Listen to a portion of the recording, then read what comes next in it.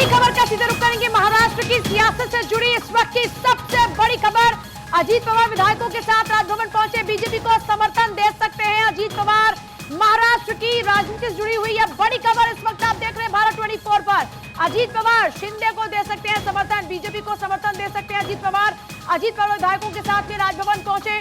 महाराष्ट्र की राजनीति से जुड़ी हुई यह बड़ी खबर इस वक्त आपको बता रहे हैं, बीजेपी को समर्थन दे सकते हैं अजीत पवार। देखिए, आपको याद होगा शरद पवार अजीत पवार के बीच में लगातार खींचतान चल रही थी, जिस तरीके से पूरी पावर सप्लाई उन्होंने अपनी बेटी को कर दी, सुप्रिया सुले को। उसके बाद से अजीत पवार अपनी रणनीति बनाने पर जुटे थे। आज बैठक बुलाई और अब जानकारी है कि अजीत पवार दे सकते हैं भारतीय जनता पार्टी को समर्थन, बीजेपी को।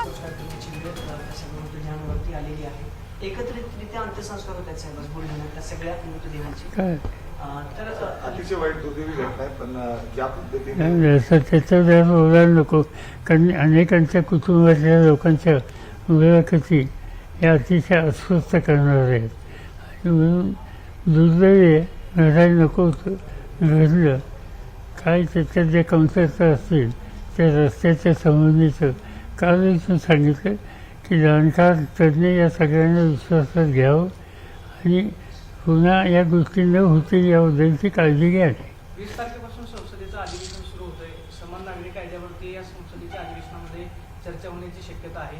समान नागरी कायदा जर आताच्या केंद्र सरकारनं आणला तर तुमचा त्याला पाठिंबा असणार आहे का? किंवा याचं उत्तर मी काल दिलं, तुमच्याच बैठकीत दिलं। इथं 20 तारखेला पार्लमेंटचं अधिवेशन सुरू होतंय, 11 तारखेपर्यंत पुढच्या महिन्याचं आहे। त्याच्यात कोणते विषय येणार आहे ते अद्याप आम्हाला कळले नाहीत आणि समान कायद्याच्याबद्दल तुम्ही जे सांगितलं त्याचं कालच मी भाष्य केलं की केंद्र सरकारने लॉ कमिशनला लोकांची मतं मांडायला सांगितली, त्यांच्याकडे 900 संघटनांची मतं आली, त्याच्यावरचा अंतिम निर्णय त्यांचा झालेला नाही। आणि याशिवाय या देशामध्ये इतर काही समाज आहेत, विशेषतः सिख, क्रिश्चियन, जैन, मुस्लिम। आशीष तिवारी हमारे साथ जुड़ रहे हैं, मेरे सहयोगी आशीष। बड़ा अपडेट है महाराष्ट्र में, ये जोरदार धमाके वाली खबर। पिछले काफी दिनों से लगभग 1.5-2 महीने से अजीत पवार की नाराजगी को लेकर राष्ट्रवादी कांग्रेस पार्टी में अंदर खाने बहुत सारी चीजें चल रही थी और महाराष्ट्र की राजनीति में काफी उठापटक चल रहा है पिछले दिनों से। और आज सुबह से लगातार एनसीपी में काफी हलचल देखने को मिल रही थी और आज सुबह ही ये भी पता चला कि अजीत पवार नाराज हैं। यहाँ तक ये भी खबर आ रही थी कि प्रदेश अध्यक्ष की दौड़ में वो हैं और अजीत पवार के नाराज होने के कारण एनसीपी के विधायक और सांसद उन्हें मनाने के लिए देवगिरी स्थित उनके आवास पर पहुंच गए थे। हालांकि अभी पता चला है कि वो बैठक से निकल चुके हैं। कुछ देर पहले ही जो एनसीपी के सुप्रीमो हैं शरद पवार, उन्होंने पहला रिएक्शन दिया है अजीत पवार के ऊपर और ये भी बताया है कि उन्हें पता नहीं है कि ऐसा आखिर क्यों हो रहा है और पार्टी के अंदर जो असंतोष है उस पर भी उन्होंने टिप्पणी की है और ये बैठक अजीत पवार के घर पर क्यों आयोजित की गई है इसके बारे में शरद पवार को अभी तक कुछ पता नहीं है, ऐसा उन्होंने बताया है। लेकिन विपक्ष के नेता के तौर पे उन्हें सदस्यों की बैठक बुलाने का अधिकार है, ऐसा उन्होंने कहा। और आशीष, पहले तो खबर ये थी कि सुप्रिया सुले को भी इसमें बुलाया गया है, तमाम और एनसीपी के नेताओं को भी इसमें बुलाया गया है, लेकिन अभी खबर ये कि राजभवन पहुंच रहे हैं अपने विधायकों के साथ में। क्या संख्या है विधायकों की जो उनके साथ में शिंदे को समर्थन के लिए तैयार है? देखिए, अजीत पवार के समर्थन में एनसीपी का एक बड़ा तबका हमेशा से रहा है और वो तब भी था जब देवेंद्र फडणवीस को समर्थन देते हुए अजीत पवार ने उप मुख्यमंत्री का पद संभाला था और हालांकि कुछ ही घंटों की यह सरकार थी, लेकिन तब से ही अजीत पवार के मन में भाजपा को समर्थन देने की बात चल रही है। उस पर हाल ही में एक इंटरव्यू में जो उप मुख्यमंत्री हैं देवेंद्र फडणवीस, उन्होंने भी कहा था कि ये सब चीजें शरद पवार को पता थी, लेकिन आखिरी समय में जैसा कि शरद पवार को कहा जाता है बुगली फेंकते हैं और उन्होंने ही हाथ खींच लिया था।